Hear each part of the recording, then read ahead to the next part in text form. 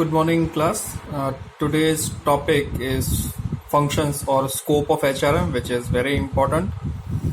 Now, functions of HRM have been categorized into two sections: managerial function and operative function. Managerial functions are the same that we have studied in our 12th, that is planning, organizing, directing, and controlling. Okay, these are the four managerial functions. Planning, which is futuristic activity. Employee जो होते हैं अपने, ठीक है, उन employ हमको हमारे काम में हमको कितना प्रोडक्शन करना है, प्रोडक्शन के हिसाब से हमको कितने एम्प्लॉय चाहिए और वो एम्प्लॉयज कौन कौन से पोस्ट के ऊपर चाहिए, ये सारी हम लोग प्लानिंग करते हैं. ऑर्गेनाइजिंग में हम लोग क्या करते हैं, एम्प्लॉयज को उनके क्वालिफिकेशन और पोस्ट के हिसाब से स्ट्रक्चर तैयार करते हैं.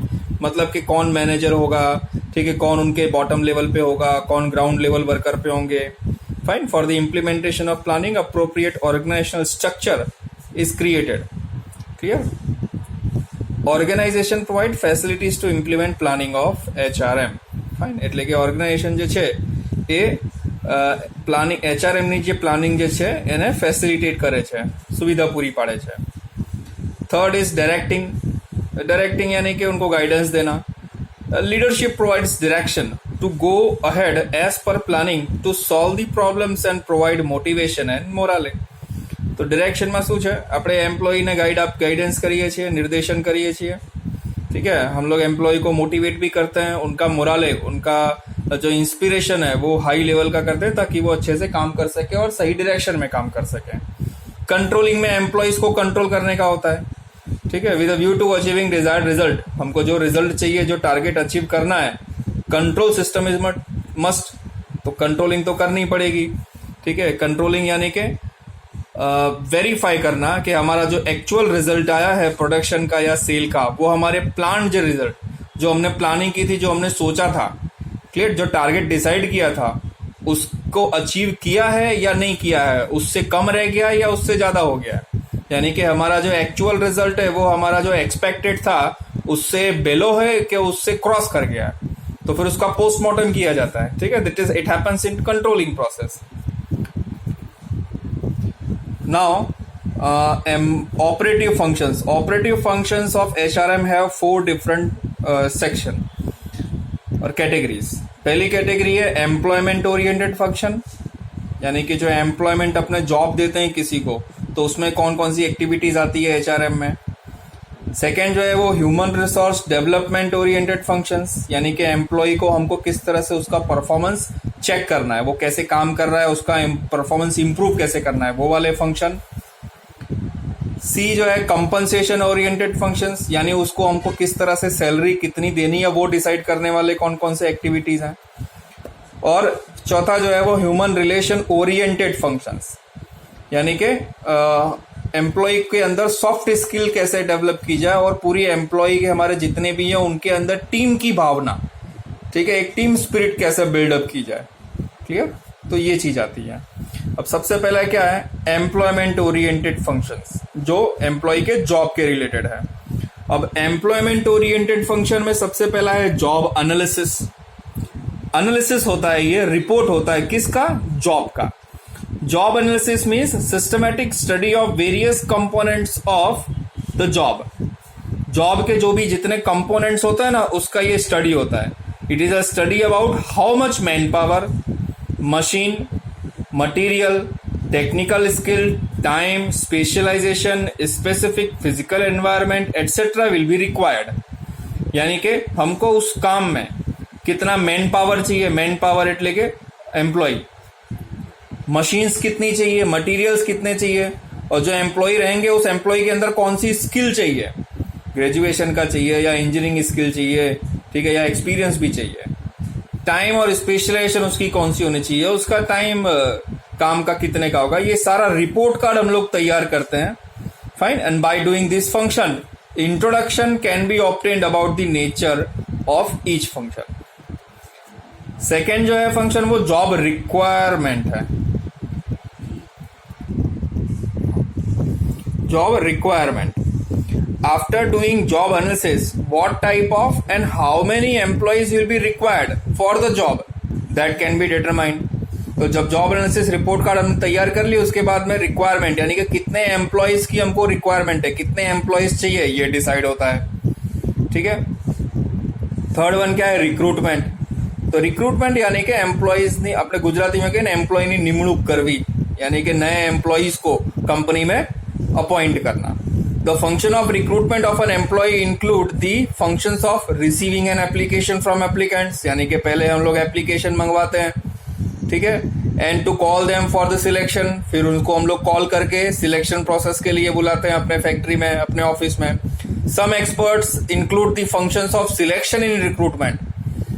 However, in present time, procedure of recruitment and procedure of selection is differently considered. Recruitment में क्या होता है कि हम लोग एम्प्लॉयज से एप्लीकेशन मंगवाते हैं और उनको डिसाइड नक्की करते हैं कितने लोगों को हमको बुलाना है। और सिलेक्शन में क्या होता है कि जितने भी एम्प्लॉयज ने अप्लाई किया है ना, उसमें से बेस्ट सुटेबल कैंडिडेट को सिलेक्ट करना, जो अपना चौथा पॉइंट है सिलेक्शन, यानी कि जिन लोगों ने अप्लाई किया है ना, उन लोगों की एप्लीकेशंस को स्क्रीन करना, उनसे रिटन टेस्ट या तो ओरल टेस्ट या तो इंटरव्यू, वो सारे ऑर्गेनाइज करना और सबसे बेस्ट कैंडिडेट जो होते हैं पॉसिबल उनको डिसाइड करना, ठीक है, नक्की करना, अपॉइंट करना।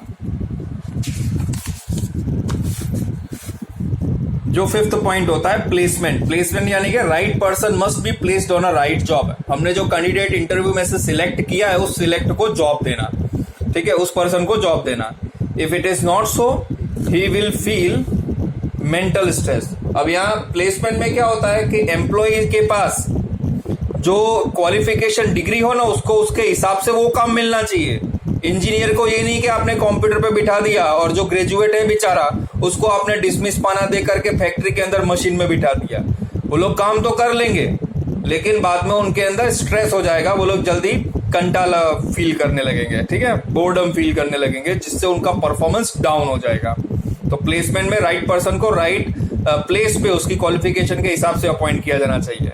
छठा है, sixth is introduction. So when the new person is coming into the organization, जब नया एम्प्लॉय फैक्ट्री में आता है तो हम लोग उसका इंट्रोडक्शन करवाते हैं ना, सेम वैसे ही यहाँ पे भी क्या इंट्रोडक्शन होना चाहिए हर एक नए एम्प्लॉय का कंपनी में। उसको क्या क्या बताना चाहिए? It includes philosophy of company, company की फिलोसॉफी बताओ, ऑब्जेक्टिव बताओ कंपनी को, कंपनी क्या अचीव करना चाहती है, पॉलिसीज बताओ, करियर प्लानिंग बताओ कि वो यहाँ पे काम करके कितना टारगेट अचीव करेगा, तो कौन कौन सी पोस्ट पे उसका प्रमोशन होगा। And development, opportunity of future development, future में वो कैसे अपना करियर ग्रो कर सकता है। Production and distribution of company, company का क्या प्रोडक्शन है और किस तरह से डिस्ट्रीब्यूट करती है product. Status of a company, company का क्या है स्टेटस, क्या है सोसाइटी में, और हिस्ट्री ऑफ कंपनी, और कंपनी की हिस्ट्री, ये सारी चीजें उसको इंट्रोडक्शन में बताई जाती है। अब क्या है, बी सेक्शन है, human resource development oriented function. अब बी कैटेगरी आई, यानी कि एम्प्लॉय का परफॉर्मेंस कैसे हमको इवेल्युएट करना है, जिसमें सबसे पहला ही देखो परफॉर्मेंस अप्रेजल है। Notable development of employee is possible. Required changes are done after evaluating the various qualities, skills, trends and attitude in the context of work. And on that base, required changes in policies, procedures and method is possible. Performance appraisal यानी कि employ, देखो हर एक employ एक जैसा तो काम नहीं करता। कुछ एम्प्लॉय रहते हैं वो ज्यादा मेहनत करते हैं, कुछ एम्प्लॉय खाली काम से काम रखते हैं, और कुछ एम्प्लॉय जो है वो अपने सैलरी से भी काफी कम काम करते हैं। तो इसमें क्या कि किसको प्रमोशन देना चाहिए, किसकी सैलरी बढ़ानी चाहिए, ये डिसाइड होता है परफॉर्मेंस अप्रेजल पे। तो हर एक एम्प्लॉय का परफॉर्मेंस का एक मीटर कार्ड होता है कि कौन कितना टारगेट अचीव किया, कौन कितना मेहनत किया। बी ट्रेनिंग, ट्रेनिंग में क्या होता है कि कुछ एम्प्लॉय जो नए नए फ्रेशर्स आते हैं ना, पढ़ करके सीधे कंपनी में आते हैं, उनको कुछ पता नहीं होता। So it is the responsibility of the company to give training to the newly appointed workers. नए वर्कर को क्या करो, ट्रेनिंग दो। क्या लिखा है यहाँ पे, मोर और less training is required to every employee in the changing situation. Training is a function in which skill of work is increased by providing specific knowledge of method and procedure to employees. काम करने की knowledge और क्या बोलते हैं procedure कौन सी right होनी चाहिए, ये एम्प्लॉयज को बताया जाता है। थर्ड वन क्या है, मैनेजमेंट डेवलपमेंट। अब ये मैनेजमेंट डेवलपमेंट क्या है कि देखो जो हाथ से डिसमिस पाना मजदूर जो नीचे काम करते हैं ना, उनको तो सिखाना पड़ता है कि कौन सा काम करना है, लेकिन मैनेजर्स तो काम करता नहीं है। मैनेजर्स के अंदर सॉफ्ट स्किल होनी चाहिए, उसका नॉलेज होना चाहिए, उसको इंडस्ट्री की इंफॉर्मेशन होनी चाहिए, उसको कॉम्पिटिटर का इंफॉर्मेशन होना चाहिए, उसको मार्केट की नॉलेज होनी चाहिए, इंडस्ट्री कैसे आगे ग्रो करेगी, इकोनॉमी का नॉलेज होना चाहिए। तो इसके लिए क्या है, मैनेजमेंट डेवलपमेंट के प्रोग्राम होते हैं जो मैनेजर्स या हायर लेवल के एम्प्लॉय को बताया, उसमें अटेंड करवाया जाता है, मतलब सिखाया जाता है। फोर्थ क्या है, करियर प्लानिंग एंड डेवलपमेंट। तो एम्प्लॉय जो फैक्ट्री में काम कर रहा है उसका करियर प्लानिंग कैसे होगा, ठीक है, वो कौन से मतलब कंपनी में कितना समय तक काम करेगा और कितने समय तक उसको प्रमोशन मिलेगा, ये सारी करियर प्लानिंग और डेवलपमेंट में आते हैं। पांचवा क्या है, organizational development. Human resource management tries to improve the individual and group behavior with the help of behavioristic science.